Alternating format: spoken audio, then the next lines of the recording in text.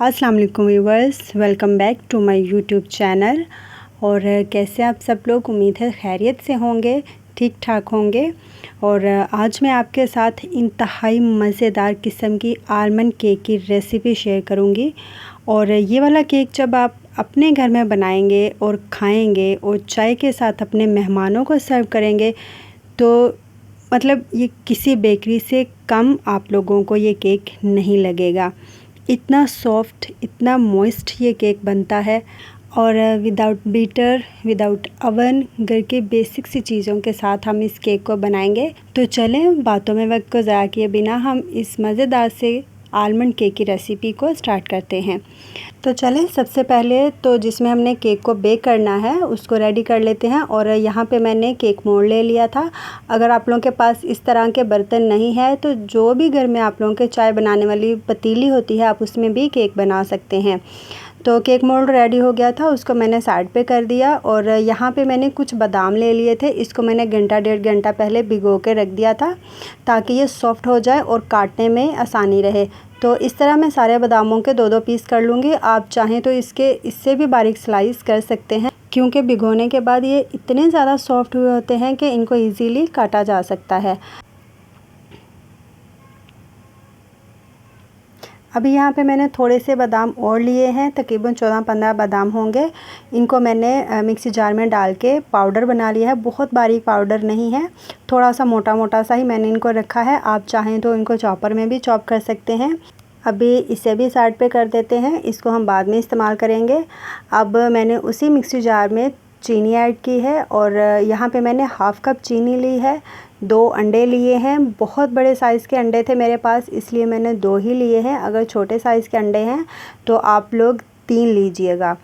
तो यहाँ पे अंडे जो हैं वो रूम टेम्परेचर पे हैं। बेकिंग के दौरान जितनी भी चीज़ें इस्तेमाल होती हैं ना, आप लोगों ने कोशिश करनी है कि वो रूम टेम्परेचर पे हों, फ्रिज में रखी हुई ना हो। अगर फ्रिज में रखी हुई हैं तो आप उनको घंटा डेढ़ घंटा निकाल के पहले रख दीजिए बाहर काउंटर टॉप पे, उसके बाद ही फिर आप केक बनाना स्टार्ट करें। अच्छा, 2 अंडे मैंने डाल दिए, साथ ही मैंने हाफ़ कप ऑयल ऐड किया है। ऑयल आप जो घर में खाना बनाने के लिए यूज़ होता है ना, वही वाला लीजिएगा, कोई बहुत ज़्यादा शार्प स्मेल वाला ऑयल मत यूज़ कीजिएगा। 1/4 कप मैंने इसमें दूध शामिल किया है और 1 टीस्पून मैंने इसमें वनीला एसेंस ऐड किया है। फिर हमने इन सारी चीज़ों को मिक्स कर लेना है। आप चाहो तो किसी बाउल में ये सारी चीज़ें डाल के हैंड विस्कर से भी मिक्स कर सकते हैं या फिर इलेक्ट्रिक बीटर से भी इसको मिक्स किया जा सकता है, लेकिन इस तरह की चीज़ें बहुत से घरों में नहीं होती।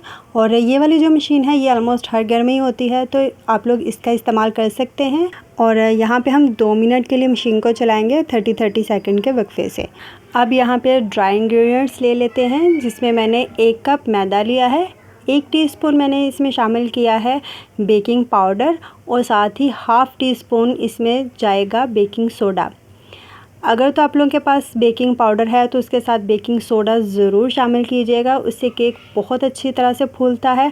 लेकिन अगर आप लोगों के पास बेकिंग पाउडर नहीं है और आप बेकिंग सोडा यूज़ करेंगे तो ऐसा कभी मत कीजिएगा, केक में हमेशा बेकिंग पाउडर ही यूज़ होता है। तो चलें जी, ड्राई इंग्रेडिएंट्स भी हमारे रेडी हो चुके हैं। अब यहाँ पे हम अपना देसी अवन तैयार कर लेते हैं। चूल्हे के ऊपर इस तरह की एक कढ़ाई रखेंगे, मोटे तले वाली कढ़ाई लीजिएगा, उसमें आप स्टैंड रखिएगा। अगर इस तरह का स्टैंड नहीं है तो आप इसकी जगह पे कोई भी स्टील की प्लेट रख सकते हैं और इसको कवर करके प्री हीट होने के लिए रख दें 10-15 मिनट के लिए लो टू मीडियम फ्लेम पे। अब यहाँ पे जो हमने मैदा और बेकिंग सोडा वगैरह मिक्स करके रखा था उसमें वेट इंग्रेडिएंट्स ऐड करके हल्के हाथ से सारी चीज़ों को मिक्स करेंगे। ओवर मिक्स नहीं करना, जैसे ही सारी चीज़ें वेल कंबाइन हो जाएं आपने इसको मिक्स करना छोड़ देना है। तो अब ये जो हमने बादाम पीस के रखे थे ये इस टाइम पे इसमें शामिल करेंगे और इसको भी आहिस्ता आहिस्ता करके मिक्स करते रहेंगे। और अगर तो आप लोगों के पास आलमंड एसेंस है ना तो इस पॉइंट पे वो आप इसमें शामिल कर सकते हैं। फिर ये बादाम का जो पाउडर हमने बना के इसमें मिक्स किया ना, इसकी ज़रूरत नहीं होगी। मेरे पास आलमंड एसेंस नहीं था इसलिए मैंने ये वाला जो स्टेप है ये किया है। और इस तरह जब हम पिसे हुए बादाम शामिल करते हैं ना तो बहुत एक्स्ट्रा रिच फ्लेवर आता है बादाम का।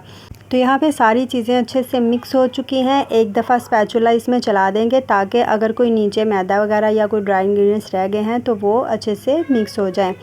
अब इस सारे मिक्सचर को केक मोल्ड में डालेंगे और उसके बाद इसको बेक होने के लिए रख देंगे।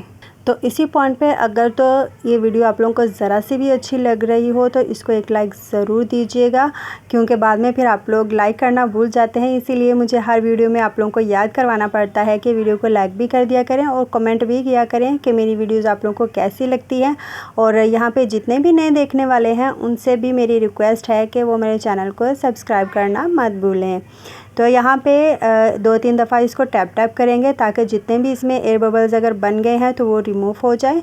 और जो बादाम के स्लाइस हमने काट के रखे थे वो उससे इसकी टॉपिंग करेंगे। और इस टाइम पे ये जो है ना हमारा बहुत ही मज़ेदार सा केक बेक होने के लिए तैयार है। और केक को बेक करने के लिए पहले तो 5 मिनट हम जो फ्लेम है ना वो मीडियम टू हाई रखेंगे और फिर 5 मिनट के बाद हम इसको लो टू मीडियम फ्लेम पे बेक करेंगे 55 टू 60 मिनट के लिए। और मेरा ये जो केक है वो तकरीबन 1 घंटा 5 मिनट में तैयार हुआ था। ये फ्लेम पे भी डिपेंड करता है, अगर तो फ्लेम कम हुई तो मे भी इससे भी ज़्यादा टाइम लग जाए और अगर थोड़ी सी फ्लेम हाई हुई तो हो सकता है इससे जल्दी भी बेक हो जाए। तो यहाँ पे मैंने केक को चेक कर लिया है, बहुत अच्छे से बेक हो गया है, बिल्कुल भी कच्चा नहीं है। अब ऐसा है कि चूल्हा बेकिंग पे केक के ऊपर वाली साइड पे कलर नहीं आता और आपको भी नज़र आ रहा होगा। अब ऊपर कलर लाने के लिए मैं हमेशा तवे को बहुत अच्छा गरम करके ना इसके ऊपर रख देती हूँ 5 मिनट के लिए और इस तरह फिर इस केक के ऊपर भी बहुत अच्छा कलर आ जाता है।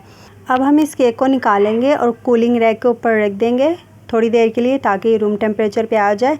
लेकिन चूंकि मुझे वीडियो कंप्लीट करनी थी और मैंने इसको गरम गरम ही डीमोल्ड कर लिया था और इस केक को देख के मेरा नहीं ख्याल कि कोई यकीन कर पाएगा कि हमने इसको ओवन में नहीं बल्कि कढ़ाई में बेक किया है। इतना अच्छा, इतना स्पॉन्जी, इतना सॉफ्ट, इतना मॉइस्ट केक हमारा ये तैयार हुआ था ना कि मैं आपको क्या ही बताऊँ।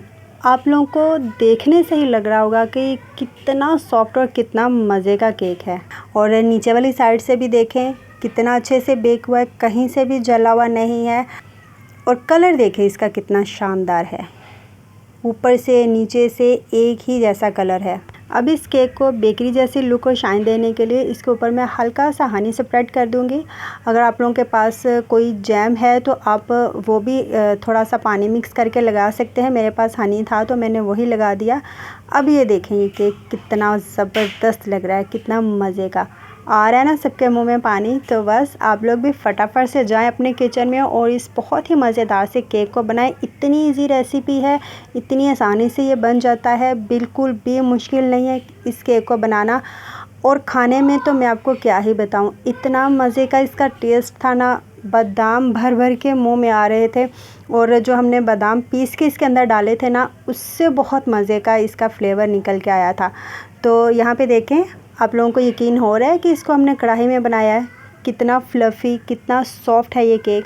घर में कोई भी छोटा मोटा फंक्शन हो, टी टाइम के लिए या हाई टी पार्टी के लिए आप इस केक को बनाएं और इन्जॉय कीजिए। और साथ ही मुझे दुआएं दीजिए कि मैंने आप लोगों को इतनी ज़बरदस्त सी रेसिपी दी है। तो इसी के साथ ही मुझे दीजिए इजाज़त, मिलेंगे दोबारा किसी बहुत ही मज़ेदार यूनिक सी रेसिपी के साथ। तब तक के लिए अल्लाह हाफ़िज़।